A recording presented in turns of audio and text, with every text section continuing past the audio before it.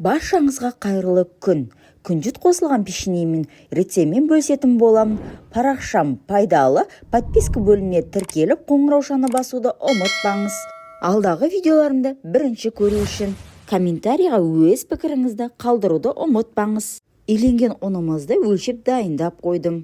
Разғытитель қосып, араластырып аламыз. Шым-шым тұзымызды қосатын боламыз. Оны да араластырып аламыз. Шекерімізді салатын боламыз. Бөлме температурасындағы сармайымызды қосатын боламыз. Артынша бір жұмыртқа қосамыз. Лопаткамыздың көмегімен араластырып аламыз.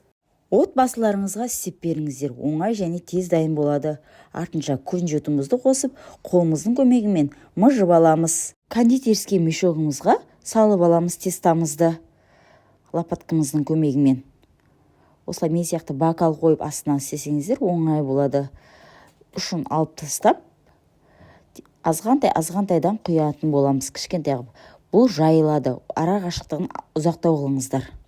Парақшам пайдалы, мені жоғалтпау үшін подписка бөліміне тіркеліп, қоңыраушаны басуды ұмытпаңыз. Комментарийға өз пікіріңізді қалдырыңыз, достарыңызбен бөлісіңіз.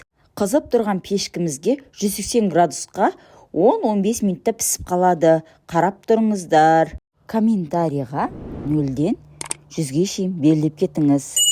Парақшам пайдалы, подписка бөліміне тіркеліп, қоңыраушаны басуды ұмытпаңыз. Рахмет.